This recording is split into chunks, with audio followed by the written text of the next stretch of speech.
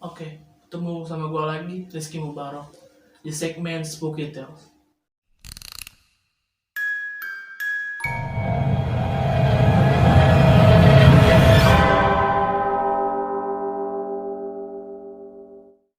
Kali ini gue mau ngebahas 3 kasus pembunuhan tersadis di Indonesia. Pertama, Babe atau Baikuni. Baikuni lahir pada tahun 1961 atau yang lebih dikenal sebagai Babe. Adalah seorang tersangka pembunuh berantai disertai dengan mutilasi dan pelecehan seksual terhadap beberapa anak laki-laki. Pada saat masih anak-anak sering dicerca sebagai si bodoh karena sering tidak naik kelas. Karena tidak tahan menanggung hinaan tersebut, ia yang merupakan anak petani miskin di Magelang, Jawa Tengah, meninggalkan sekolah dan kabur ke Jakarta.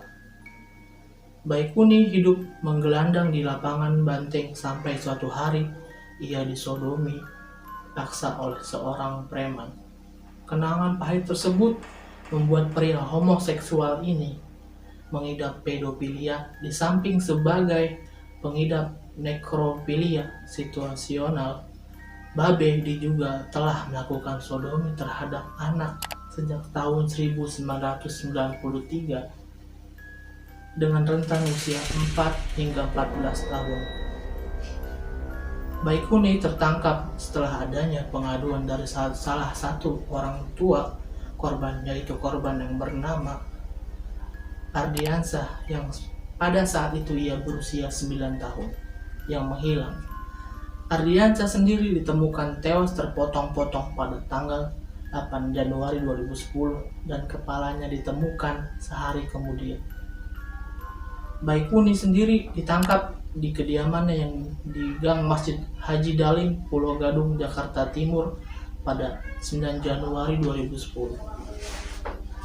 Baikuni dijatuhi hukuman seumur hidup pada tanggal 6 Oktober 2010 oleh Hakim Pengadilan Negeri Jakarta Timur. Pada persidangan lanjutan kasus pembunuhan terhadap 14 anak, jaksa penuntut umum yang dipimpin Trimo menuntut terdakwa Baikuni alias Babe hukuman mati.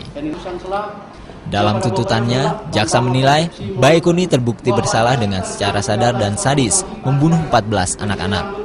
Sehingga jaksa berpendapat tidak ada satupun yang dapat meringankan terdakwa dalam kasus ini. Kemudian Baikuni melakukan banding di Pengadilan Tinggi Jakarta dan Pengadilan Tinggi Jakarta menjatuhkan hukuman mati kepada Baikuni.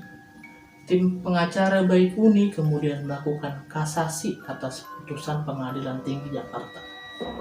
Mahkamah Agung menolak kasasi Baikuni dan tetap menyatakan Baikuni bersalah dan telah membunuh 14 anak laki-laki dan memutilasi 4 diantaranya. Gimana menurut kalian? Apakah cerita pembunuhan ini sadis atau seram? Komen di bawah.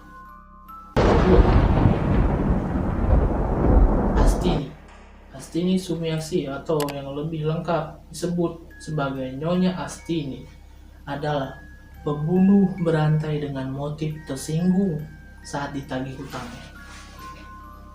Astini memang terkenal sering meminjam uang kepada tetangganya, kepada Puji, Astuti, pada Ibu Syukur atau Rahayu, pada Sri Astuti. Semuanya ditolak untuk dibayar dan membuat si penagih berkata-kata kasar.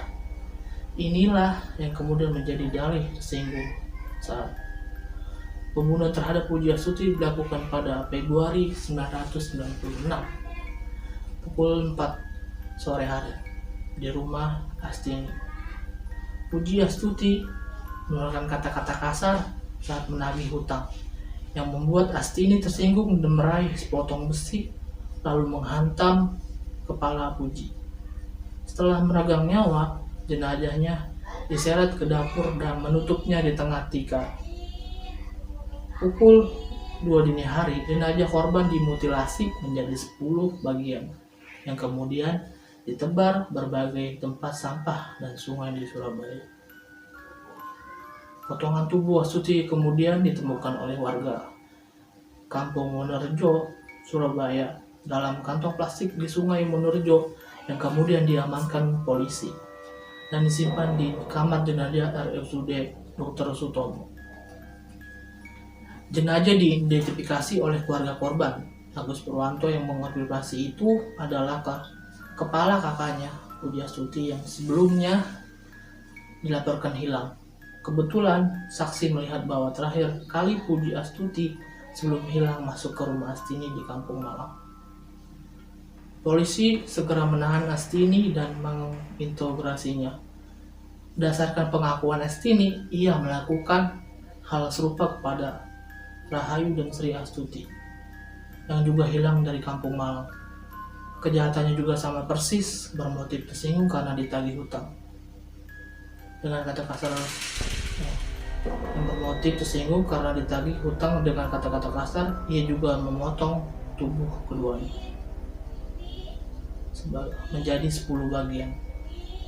Setelah dihukum mati oleh Pengadilan Negeri Surabaya pada tanggal 17 Oktober 1996, Astini masih berupaya mengulur waktu eksekusinya dengan mengajukan banding ke Pengadilan Tinggi. Sembari menunggu banding, ia ditahan di Lembaga Permasyarakatan Wanita Sukun Malang, Jawa Timur. Hasilnya, bandingnya ditolak pada Januari 1997. Sebelum dieksekusi, Astini dipindahkan dari LP Sukun Malang ke Rutan Medaeng, lalu menjalani masa isolasi selama 5 hari dari tanggal 15 sampai 19 Maret 2005. Ia akhirnya dieksekusi pada 20 Maret 2005 dengan cara ditembak di daerah jantung oleh 2 personel regu tembak Brigade Mobil Kepolisian Daerah Jawa Timur. Dengan 6 peluru, jasadnya dibawa ke Rumah Sakit Umum Daerah Dr. Sutomo, Surabaya, Jawa Timur untuk diotopsi. Ia dinyatakan meninggal pada pukul 0.20 dini hari pada 18 Maret 2005. Sebelum ia dieksekusi, ia makan makanan favoritnya berupa cumi-cumi, roti, dan buah. Bagaimana menurut kalian, guys? Apakah sudah paham? Jadi ceritanya, kalau di kronologi tersebut, Astini tersinggung ditagih hutang oleh tetangganya. Jadi gitu. Kalau nggak paham ya. Terakhir, Rio Martil. Nama lengkapnya adalah Antonius Rio Alex Bulo, atau yang lebih dikenal dengan Rio Martil. Lahir pada tanggal 2 Mei 1978. Tidak banyak hal yang diketahui perihal masa kecil Rio. Namun, sejumlah sumber menyebutkan sedari bocah ia memang dikenal nakal. Tingkahnya membuat sang orang tua memindahkan Rio dari Sleman ke Jakarta untuk diasuh oleh kakak sulungnya. Namun di Jakarta, Rio malah semakin tak terkendali. Terlebih setelah ayahnya tidak lagi mau mengakuinya sebagai anak, karena Rio menolak pindah agama mengikuti sang ayah. Rio kemudian banyak bergaul dengan preman Senen. Dari sini ia mulai kerap bolos sekolah, kemudian mengenal alkohol dan ganja. Kekerasan dan kejahatan menjadi kadernya. Beranjak dewasa, Rio menghidupi diri dengan berjualan surat-surat kendaraan palsu.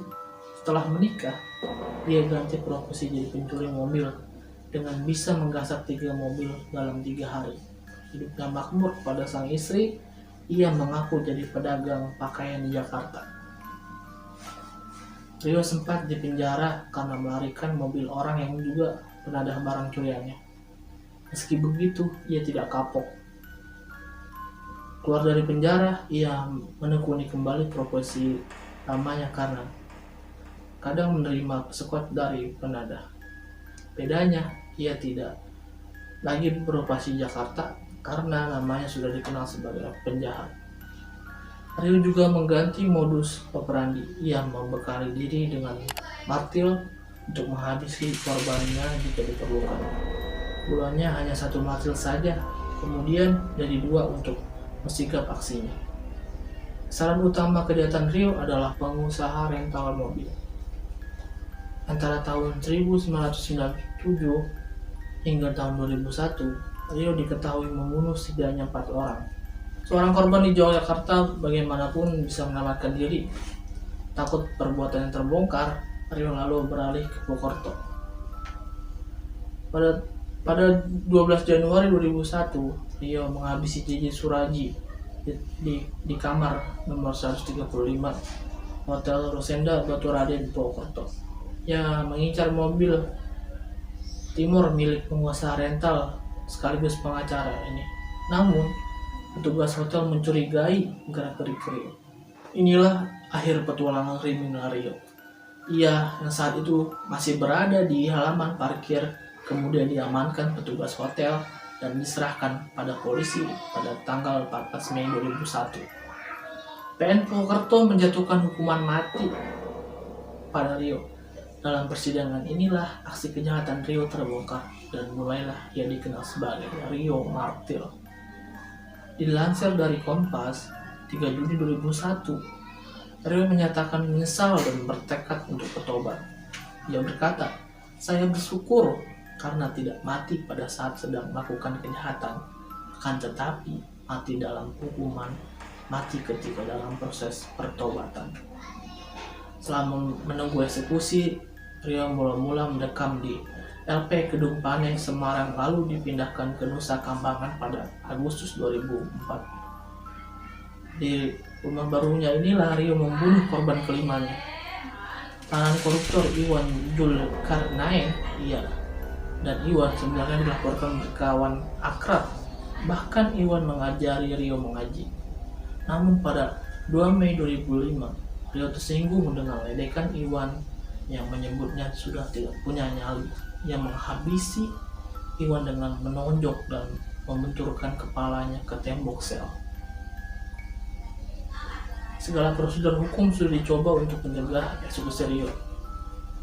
Dari banding hingga upaya memohon gerasi peninjauan kembali, namun semuanya kandas. Tanggal 18 Agustus 2008, dini hari Rio menjalani hukuman matinya di Karang Tengah, Cilonggok, Banyumas. Jasadnya dimakamkan di TPU Sipoh di Kijawar, Banyumas. Rio meninggalkan seorang istri dan 3 anaknya.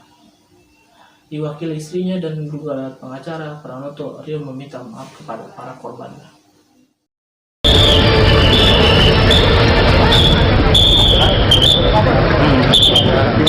Kematian akhirnya menjemput si martir maut.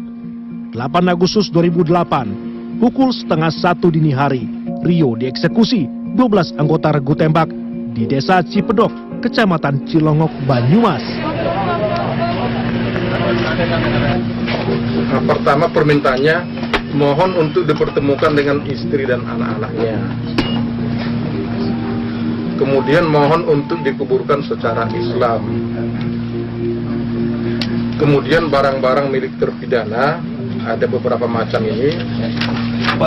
Antara lain apa itu yang penting? Antara lain 1 potong selimut tebal, 1 potong celana panjang levis, 3 potong sarung motif kotak-kotak. Apa perlu saya sebutkan semua? Nggak usah. Pakaian berarti pakaian ya. Dan sebagainya, pakaiannya agar diberikan kepada napi di LP Purwokerto yang ibadahnya paling bagus. Kemudian mohon disampaikan permintaan maaf kepada keluarga korban. Kemudian mohon maaf kepada petugas-petugas lembaga pemasyarakatan. Itu pesan terakhirnya pada waktu baru 5, Pak. pemberitahuan. Cuma 5. Terima kasih sudah menonton segmen Speak Detail. Jangan lupa like, comment, share, subscribe. See you next time.